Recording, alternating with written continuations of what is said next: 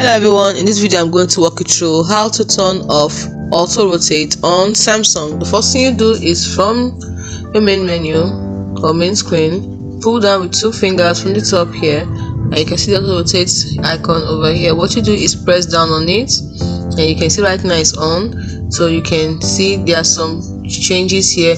You can rotate the screen automatically when your phone rotation changes. You have manual rotation, rotate to landscape. You can choose whether it's only home screen that will rotate to landscape or voice call screen.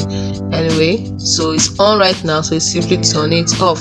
And now when you turn it off, you still have some options. Now, are you allowing manual rotation on the navigation bar? If so, you leave it on. If not, you turn it off. It's as simple as that.